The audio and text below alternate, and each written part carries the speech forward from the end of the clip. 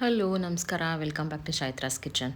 ಇವತ್ತು ಇಲ್ಲಿ ಈರುಳ್ಳಿ ಸಂಡಿಗೆ ಮಾಡೋದು ತೋರಿಸ್ತಾ ಇದ್ದೀನಿ ನಿಮಗೆ. ಫಸ್ಟು ಇಲ್ಲಿ ಒಂದು ಲೋಟ ಅಕ್ಕಿ ನೆನೆ ಹಾಕ್ಕೊಂಡು, ಇದು ಲಾಸ್ಟ್ ಟೈಮ್ ಹೇಳಿದ ಪ್ರೊಸೀಜರ್ ಥರನೇ ಒಂದೆರಡು ದಿವಸ ರಾತ್ರಿ ನೆನೆ ಹಾಕ್ಬಿಟ್ಟು ಇಡಬೇಕು. ಇಟ್ಟು ಬೆಳಗ್ಗೆ ಅದು ನೀರು ಚೇಂಜ್ ಮಾಡಿ ರಾತ್ರಿಗೂ ನೀರು ಅದನ್ನು ಚೆಲ್ಲಿ ನೀರು ಚೇಂಜ್ ಮಾಡ್ತಾ ಇರಬೇಕು. ಒಂದು 2-3 ಡೇಸ್ ಇದೆ ಪ್ರೊಸೀಜರು.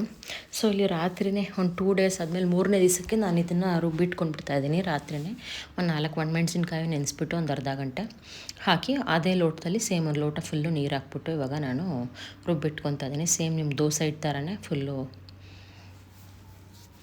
ತರ್ತರಿಯಾಗಿರೋದು ಬೇಡ, ಸೇಮ್ ಹಾಗೆ ರುಬ್ಕೋಬೇಕು. ಅದನ್ನು ರುಬ್ಬಿಟ್ಬಿಟ್ಟು ಸ್ವಲ್ಪ ಹುಳಿ ಬರಲಿ ಅಂದ್ಬಿಟ್ಟು ನೆನೆಸಿಡ್ತಾ ಇದ್ದೀನಿ. ಸೊ ಅದರಲ್ಲೇ ಜಾರಲ್ಲೇ ಇತ್ತಲ್ವ ಅಂದ್ಬಿಟ್ಟು ನಾನು ಸ್ವಲ್ಪ ನೀರು ಹಾಕ್ಬಿಟ್ಟು ಇನ್ನೊಂದು ಲೋಟ ನೀರು ಹಾಕಿ ಚೆನ್ನಾಗಿ ಇಟ್ಕೊತಾ ಇದ್ದೀನಿ. ಈಗ ಒಟ್ಟು 2 ಲೋಟ ನೀರು ಹಾಕಿದ್ದೀನಿ.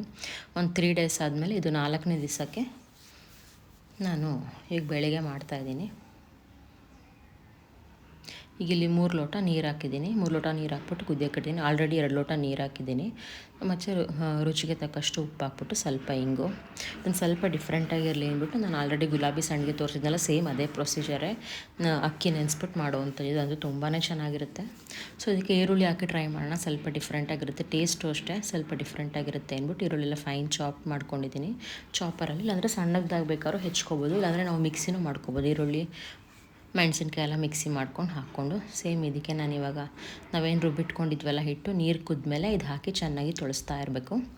ಒಂಚೂರು ಗಂಟಿಲ್ದಂಗೆ ಕೈ ಆಡ್ತಿರ್ಬೇಕು, ಗಂಟು ಆಗಿಬಿಡುತ್ತೆ ಇದು, ಸ್ವಲ್ಪ ನೋಡಿಕೊಂಡು. ಸೊ ಹಾಕಿ ನಿಧಾನಕ್ಕೆ ಸಿಮ್ಮಲ್ಲೇ ನಾನು ಇದನ್ನು ಕಲಿಸ್ತಾ ಇದ್ದೀನಿ. ನಿಧಾನಕ್ಕೆ ಕಲಿಸ್ಕೊಂಡು ಸೊ ಇದನ್ನು ಹಾಕ್ಬಿಟ್ಟು ಚೆನ್ನಾಗಿ ಇನ್ನೊಂದ್ಸತಿ ಎಲ್ಲನೂ ಹಾಕಿ ಕ್ಲೀನಾಗಿ ಮಿಕ್ಸ್ ಮಾಡಿಕೊಂಡು, ಒಟ್ಟು ನಾನಿಲ್ಲಿ ರುಬ್ಬಕ್ಕೆ 2 ಲೋಟ ನೀರು ಮತ್ತು 3 ಲೋಟ ನೀರು ಹಾಕ್ಕೊಂಡಿದ್ದೀನಿ. ಒಟ್ಟು 5 ಲೋಟ ನೀರು ಹಾಕ್ಕೊಂಡು ನಾವಿಲ್ಲಿ ಹಿಟ್ಟು ರೆಡಿ ಮಾಡ್ಕೋಬೇಕು. ಸೇಮ್ ನಾವು ಹೇಗೆ ಗುಲಾಬಿ ಸಂಡಿಗೆ ಮಾಡಿದ್ವಲ್ಲ ಸೇಮ್ ಅದೇ ಥರನೇ.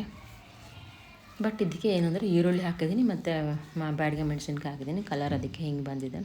ಒಂಚೂರು ಚಿಲ್ಲಿ ಪೌಡ್ರು ಮತ್ತು ಜೀರಿಗೆ 2 ಹಾಕ್ತೆ. ಒಂಚೂರು ಇನ್ನೊಂದು ಸ್ವಲ್ಪ ಖಾರ ಬರಲಿ ಅಂದ್ಬಿಟ್ಟು ಚಿಲ್ಲಿ ಪೌಡ್ರ್ ಹಾಕಿದ್ದೀನಿ, ಮತ್ತು ಕಲರು ಬರುತ್ತೆ ಅಂದ್ಬಿಟ್ಟು ಈಗ ಹಾಕಿ ಚೆನ್ನಾಗಿ ಕಲಿಸ್ಕೊತಾ ಇದ್ದೀನಿ. ನೋಡಿ ಈ ಹದಕ್ಕೆ ಬರಬೇಕಿದು. ಇದಕ್ಕಿನ್ನೂ ಒಂದು ಸ್ವಲ್ಪ ಗಟ್ಟಿ ಆದರೆ ನಿಮಗೆ ಸೊ ಲಾಸ್ಟಲ್ಲಿ ಇನ್ನೇನೊಂದು 5 ನಿಮಿಷ ಇದೆ ಕುದಿಯೋಕ್ಕೆ ಬೇಕಾದ್ರೆ ಲಾಸ್ಟಲ್ಲಿ ಈರುಳ್ಳಿ ಹಾಕ್ಕೋಬೇಕು. ಇದಕ್ಕೆ ಫಸ್ಟೇ ಈರುಳ್ಳಿ ಹಾಕಬಾರ್ದು. ಸೊ ಈರುಳ್ಳಿ ನಿಮ್ಗೆ ಇನ್ನೂ ನಾನಿಲ್ಲಿ ಸ್ವಲ್ಪ ಮೀಡಿಯಮ್ ಸೈಜು 2 ಈರುಳ್ಳಿ ತೊಗೊಂಡಿದ್ದೀನಿ. ಸೊ 1 ಲೋಟಕ್ಕೆ ಮಾತ್ರ ಮಾಡಿರೋದ್ರಿಂದ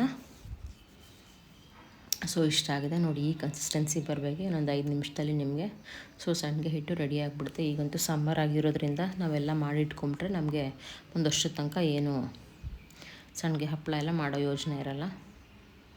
ಸೊ ಹೀಗೆ ಚೆನ್ನಾಗಿ ಕಲಿಸ್ಬೇಕು. ಇದಕ್ಕೆ ಕೊತ್ತಂಬರಿ ಸೊಪ್ಪು ಬೇಕಾದ್ರೆ ಹಾಕ್ಕೋಬೋದು. ನಾನು ಇದಕ್ಕೆ ಕೆಂಪು ಮೆಣಸಿನ್ಕಾಯಿ ಹಾಕ್ಬಿಟ್ಟಿದ್ದೀನಲ್ಲ ಅಂತ ಕೊತ್ತಂಬರಿ ಸೊಪ್ಪೇನು ಹಾಕಿಲ್ಲ. ಮೇಲೆ ಒಂದು ಸ್ವಲ್ಪ ಜೀರಿಗೆ ಹಾಕ್ಕೊಂಡು, ಫಸ್ಟೇ ನಾನು ಸ್ವಲ್ಪ ಜೀರಿಗೆ ಹಾಕಿದ್ದೆ, ಇನ್ನೊಂದು 1/4 ಸ್ಪೂನಷ್ಟು ಜೀರಿಗೆ ಹಾಕಿ ಮತ್ತು ಎಳ್ಳನ್ನು ಹಾಕಿ ಚೆನ್ನಾಗಿ ಮಿಕ್ಸ್ ಮಾಡ್ಕೊತಾ ಇದ್ದೀನಿ. ಈಗ ಆಲ್ಮೋಸ್ಟ್ ಆಗ್ತಾ ಬಂದಿದೆ.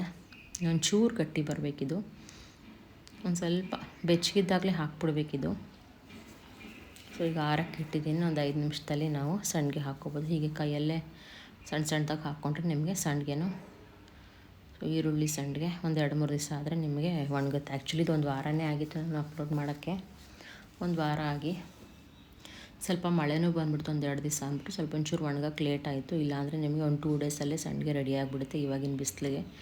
ಸೊ ಈ ಸತಿ ಗುಲಾಬಿ ಸಂಡಿಗೆ ಹಪ್ಪಳ ಎಲ್ಲ ತೋರಿಸಿದ್ದೀನಿ. ಮತ್ತು ಇದೊಂದು ಸ್ವಲ್ಪ ಟ್ರೈ ಮಾಡೋಣ ಈ ಸತಿ ಅಂದ್ಬಿಟ್ಟು ನಾನು ಹಾಕ್ಕೊತಾ ಇದ್ದೀನಿ. ಚೆನ್ನಾಗೇ ಬಂದಿತ್ತು ಆ್ಯಕ್ಚುಲಿ. ಈರುಳ್ಳಿ ಫ್ಲೇವರು ಸಿಗುತ್ತೆ ನಿಮಗೆ. ಸೊ ಇದಾಗಿತ್ತು ಇವತ್ತಿನ ಒಂದು ಗುಲಾಬಿ ಸಂಡಿಗೆ ಈರುಳ್ಳಿ ಸಂಡಿಗೆದು ವಿಡಿಯೋ. ಸೊ ಸೇಮ್ ಗುಲಾಬಿ ಸಂಡಿಗೆ ಈರುಳ್ಳಿ ಸಂಡಿಗೆ ಎಲ್ಲ ಒಂದೇ. ಸೊ ಇದಕ್ಕೆ ಈರುಳ್ಳಿ ಹಾಕಿರೋದ್ರಿಂದ ಈರುಳ್ಳಿ ಸಂಡಿಗೆ ಅಂತ ಇಡೋದು. ಸೊ ಒಂದು 3 ಡೇಸ್ ಆಯ್ತು ಇದು ಒಣಗಕ್ಕೆ. ಸೊ ಒಣಗಿದ್ಮೇಲೆ ಯಾವ ರೀತಿ ಬಂದಿದೆ ಅಂತ ತೋರಿಸ್ತೀನಿ ನೋಡಿ. ಇಷ್ಟು ಇದಾಗಿ ಚಿಕ್ಕದಾಗಿ ಒಳ್ಳೆ ಕಲರ್ಫುಲ್ಲಾಗಿ ಬಂದಿದೆ. ಬಟ್ ಟೇಸ್ಟು ಅಷ್ಟೇ ನಿಮಗೆ ಅದ್ಭುತವಾಗಿ ಬಂದಿತ್ತು.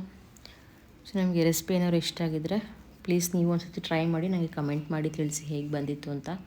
ಹಾಗೆ ಲೈಕ್ ಮಾಡಿ, ನಿಮ್ಮ ಫ್ರೆಂಡ್ಸ್ ಆ್ಯಂಡ್ ಫ್ಯಾಮಿಲಿಗೂ ಶೇರ್ ಮಾಡಿ, ಸಬ್ಸ್ಕ್ರೈಬ್ ಮಾಡೋದು ಮಾತ್ರ ಮರಿಬೇಡಿ. ಸೊ ಈರುಳ್ಳಿ ಸಂಡಿಗೆನೂ ಊಟದ ಜೊತೆಗೆ ಕರೆದು ತೋರಿಸ್ತಾ ಇದ್ದೀನಿ ನಿಮಗೆ. ಸೊ ಒಣಗಿದ ಮೇಲಂತೂ ಸೂಪರಾಗಿ ಬಂದಿತ್ತು. Thank you for watching. ಜೈ ಶ್ರೀರಾಮ್.